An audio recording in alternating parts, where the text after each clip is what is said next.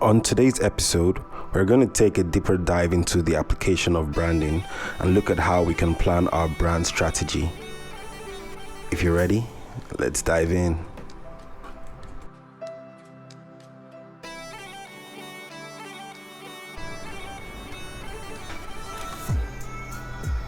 All right, welcome to the Growth Academy podcast with BJ. I'm your host, BJ.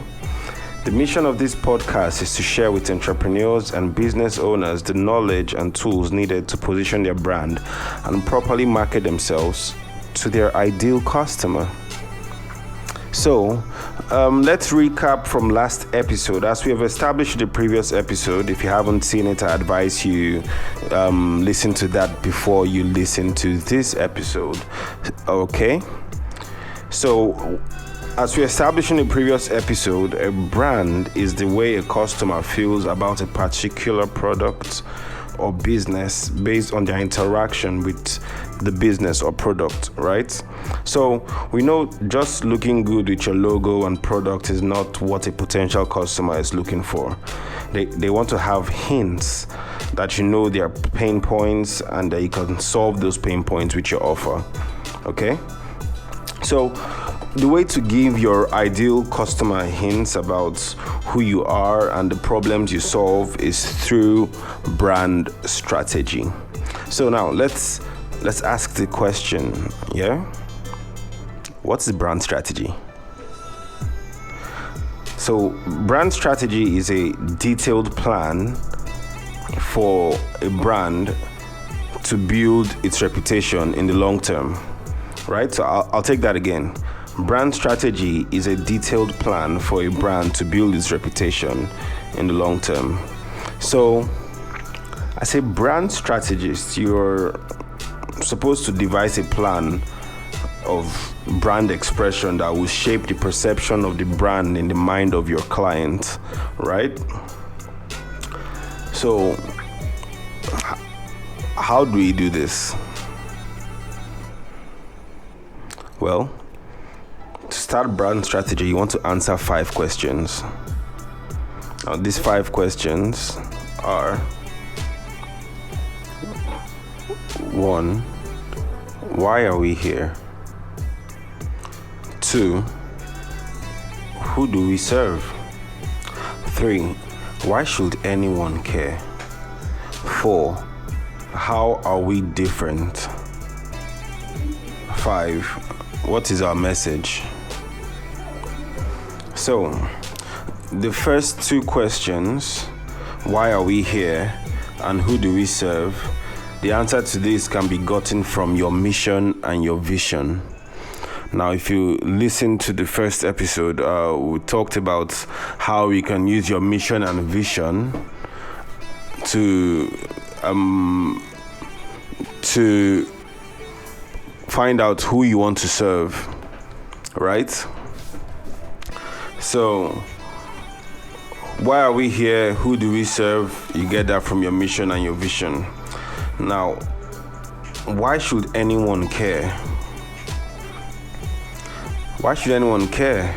To answer that question, you have to write down the pain points, right, of your ideal customer, what they're going through, what they would like your product to solve, right?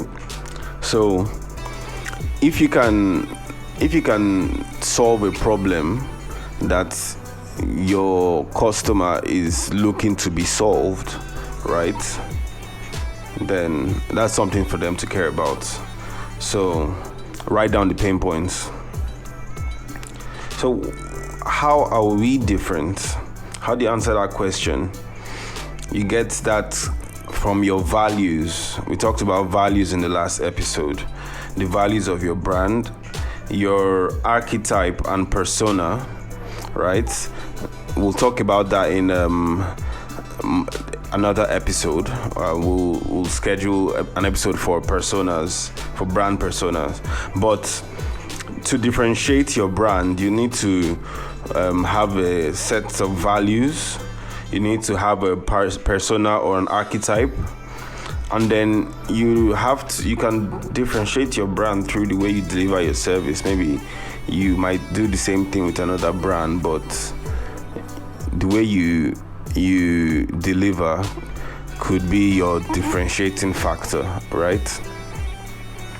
So what is our message? Well, your message could be gotten from your mission, right? You know what you're set out to do. You know what your brand is set out to do in the long term. So you can wrap your message around that. I'll give you an example.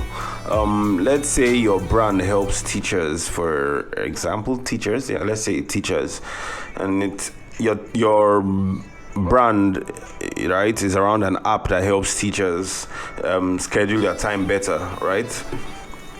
Now, your message is because you were a teacher before who struggled with creating time or working around your schedule.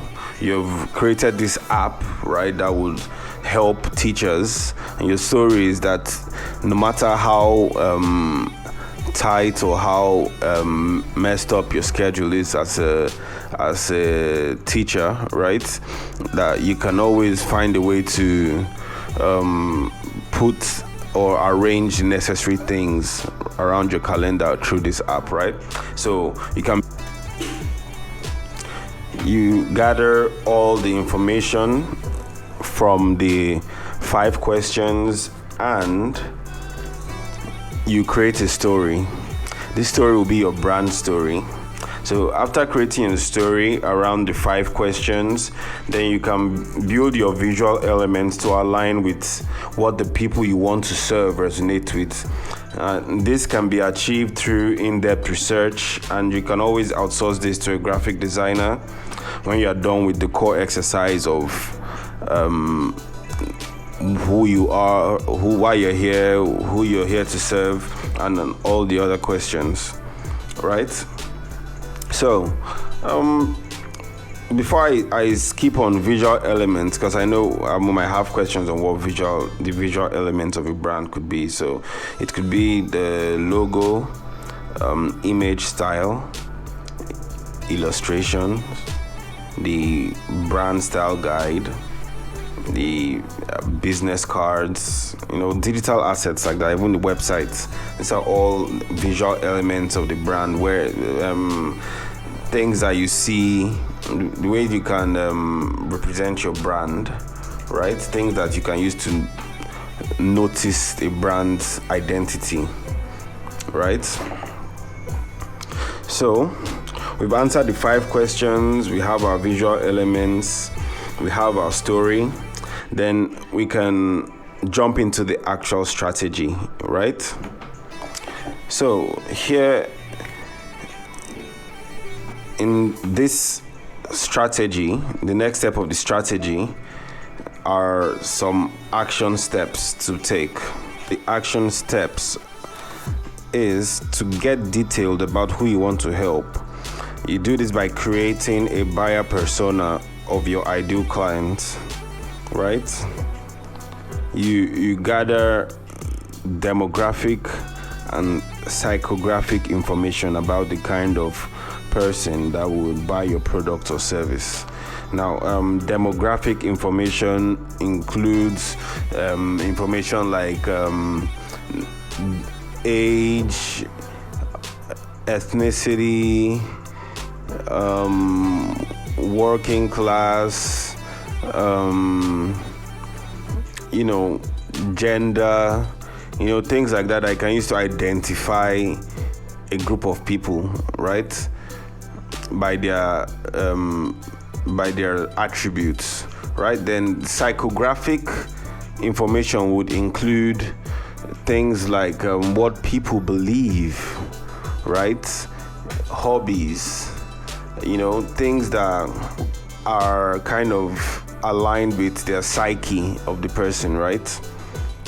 That's what psychographic information is. So you get your product could be for single moms that love to feel young by going bowling every Saturday night, something weird like that. But your ideal customer is usually knee deep in some very, very niched characteristic, right? So you need to really do the research to find out this information. It's not something that will come too easy, but if you do the work, you'll get your results. Okay, so the next step would be to check your competition, other brands doing what you're doing, see how they deliver on their promise, look out for loopholes in their operation, and look for ways to improve on it. That could be a very good way to stand out in the market, right? So the third step would be, based on the information you've gotten from your ideal buyer, right? Demographic and psychographic information, you select the marketing channels that you use to spread your story based on where you're most likely to find your ideal buyers, right? So if your ideal buyer is not going to be on Twitter and you're shouting your brand message on Twitter, then you are talking to nobody, sadly. So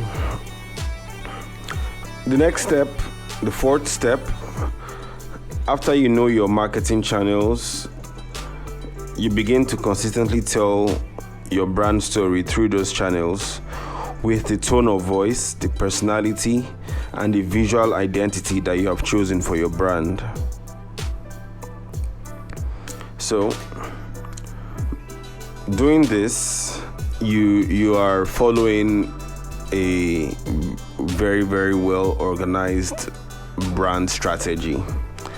So after doing all this, how do you measure your brand strategy success?